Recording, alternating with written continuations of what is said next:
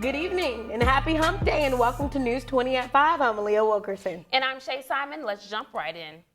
Tallahassee Police Department pursued a vehicle chase Tuesday night after a man attempted to run down pedestrians in downtown Tallahassee. That's right, Shay. The case ended with the suspect crashing at the intersection of Monroe and Tennessee Street. According to the police department, the driver was taken to a local hospital with critical injuries and later died. Officers were called to the Red Roof Inn off Hospitality Street around 7:30. Yeah, Leah, when the officers arrived to the scene, the suspect attempted to run over two pedestrians and drove away. Anyone who may have seen the incident should call 850-891-1200. The Leon County School Board voted no to arming school employees in the classroom yesterday. This comes after Governor Scott signed a school safety bill that would permit some school employees to have firearms. Districts can choose whether to participate in the program. Leon County School Board member Georgia Joe Bowen said where ABCs are supposed to be taught in the 1, 2, 3s, then they have a gun on their hip, maybe I say no. Opting out of arming teachers, the district will have to pay more than $1 million for armed deputies at every school, something it says it doesn't have the money for. Just 3 months after St. Lucie, officials applauded the return of a scheduled passenger air service with Fly the Whale, the airline suspended its twice-weekly service to Tallahassee. The airline director of operations says the airline decided to suspend flights right after the legislative session. Only 5 or 6 passengers were booking the 9-seat plane to the state capitol. Officials say the airline plans to resume scheduled service to Tallahassee at the end of August or early September. And people are not ready to give up the fight over gun control, especially in the Sunshine State. Saturday, members of Tallahassee community gathered in support of March for Our Lives. Our very own Lauren Coleman has the story. 1 week after the Parkland shooting, students came to Florida's Capitol and rallied. Now! Gun control! 1 month after the Capitol's rally, the Parkland students rallied in the nation's capital. That if they stand in the way of no guns for teachers! Everyone in the U.S. rallied to their capitals, making a statement. Here in Tallahassee, students and community members rallied with the rest of the nation. Mayor Andrew Gillum rallied with his city. Because the NRA feigned defeat, while at the same time congratulating those folks who quite frankly refuse to go further to make sure that we keep your lives and my lives and the lives of our children much safer. March for Our Lives is a movement and not a moment. Matthew Harris, alumni of Stoneman Douglas, recalls the moments he shared with his sister going through the shooting. He shares a poem that his sister wrote with the crowd. Grateful that I am alive and hungry for change, and for my school, for my community, I'm filled with so much pride. None of this feels normal, but with a broken heart, I know all of this is true, and for each angel that was brutally ripped from us, everything from now is for you.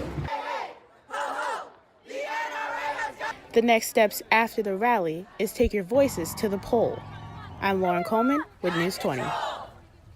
The primary election is Tuesday, August 28th, 2018. And remember to go out and let your voices be heard. Florida State University is cracking down on alcohol consumption on campus. University officials held a meeting with several student organizations about removing alcohol consumption from future events on campus. FSU Vice President of Student Affairs says now every event will have to be registered through the university and students will have to meet with them to go over details of the event. The alcohol consumption meeting comes on the heels of the death of FSU's Pi Kappa Phi pledge Andrew Coffey, who died of alcohol poisoning due to hazing. Multi-skilled journalist Belinda J. Wesley has more on the story. Belinda, what can you tell us? Yes, Aaliyah, a lawyer for one of the fraternity members charged in the death of the pledge is requesting that the Florida State University's General Counsel release any medical records they have on Coffey. A motion attempting to do just that was filed on Tuesday at Circuit Court in Leon County.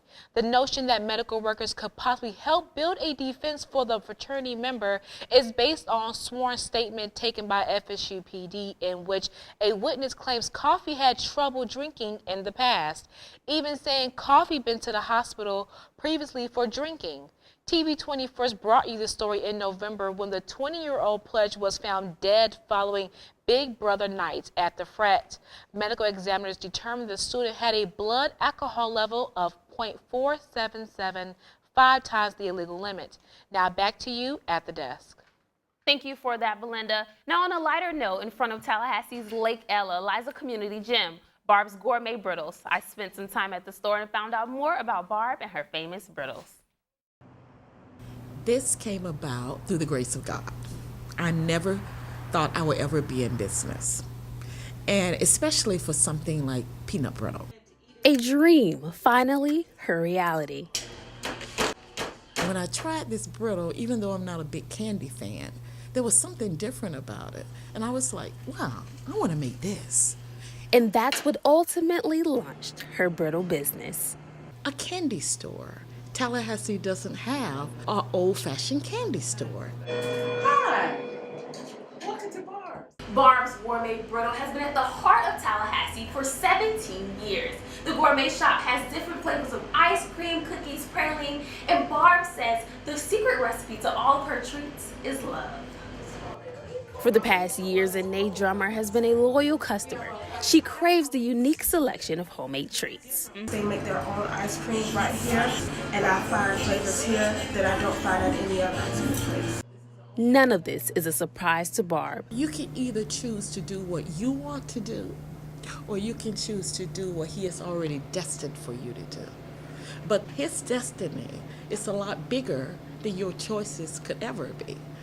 With her faith, her husband, and her passion, Barb hopes to keep sharing her love with Tallahassee and bringing customers back again and again. Barb is originally from Orlando, but moved to Tallahassee to earn her degree in fashion design at Florida State University. It's the freaking Tallahassee wine mixer. Yep, that is the actual name.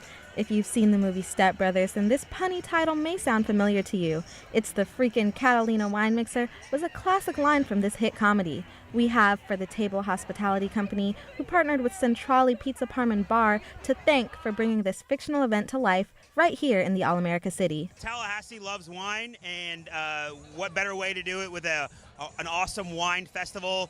2,000 bottles of wine, unlimited sampling, just a great way to get folks out sampling different wines maybe they haven't tried before, and just to kind of get people out here and trying great wines that we have available within the city and the community.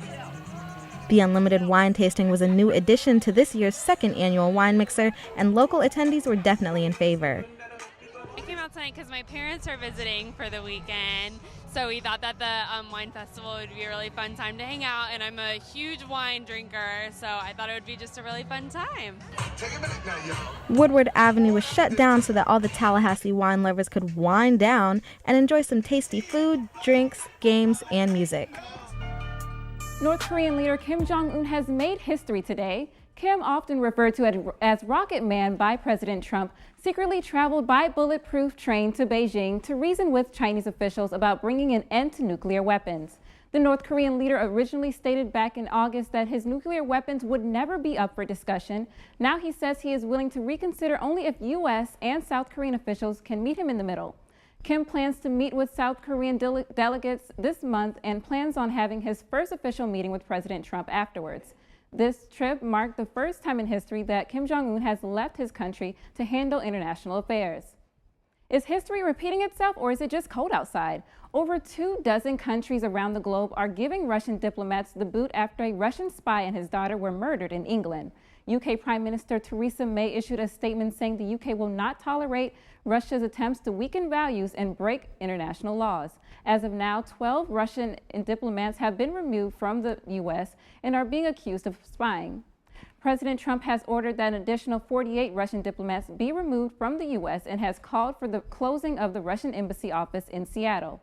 White House spokesperson says that efforts made by the president and the UN members will reduce Russia's ability to spy and keep Americans safe. Good evening and welcome to eLive. I'm Michaela Sherman here with the latest in your entertainment news.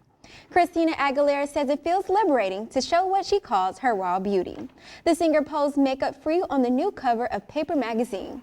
Aguilera told Paper that she is a natural-born performer who likes to play roles on stage and in a video. But she also said that she is now in a place where she can strip it all back. Aguilera also offered a tip saying women should be fearless in breaking boundaries and going against the grain of criticism.